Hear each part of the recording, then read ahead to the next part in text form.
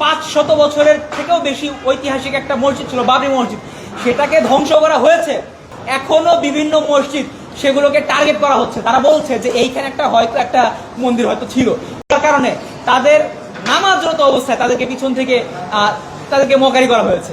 মানে কোন পর্যায়ের অবস্থা আপনারা চিন্তা করুন, মসজিদে পর্যন্ত হামলা হয়েছে। যেই পশ্চিমবঙ্গে পূর্ববর্তী সময়ে ক্রাইম রেট ছিল অত্যন্ত কম, সেই হচ্ছে পশ্চিমবঙ্গে বর্তমান অবস্থা। এবং এখন তো মাত্র শুরু, সামনে যে কোন পর্যায়ের ভয়াবহ অবস্থা ধারণ করবে আমরা কেউ নিশ্চিতভাবে বলতেই পারি না।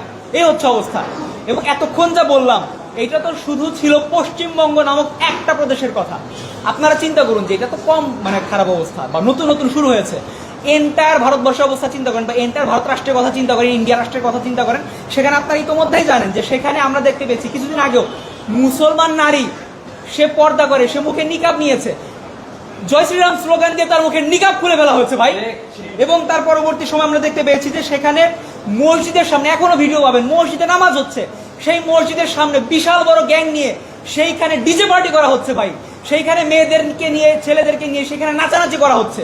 এই হচ্ছে অবস্থা ভারত নামক রাষ্ট্রের।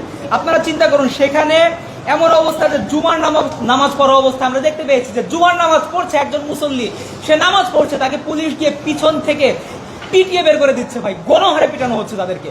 এই হচ্ছে অবস্থা একটা রাষ্ট্রের, একটা ধর্মীয় সংখ্যালঘু তাদের এই অবস্থা।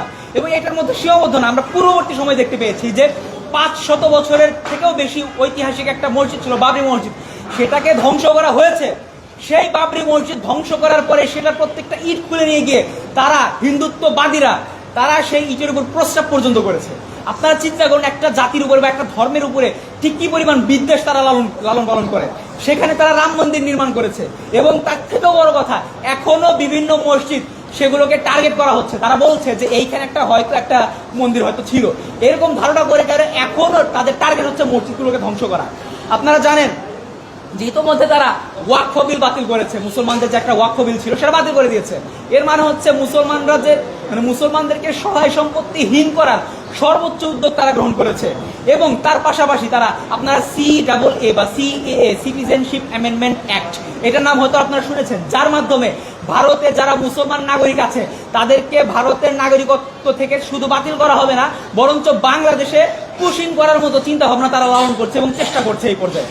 আপনারা চিন্তা করেন অবস্থা। পাশাপাশি যদি বলি, আসলে এইগুলো বলতে গেলে আসলে এমন একটা অবস্থা যে শেষ হচ্ছে না।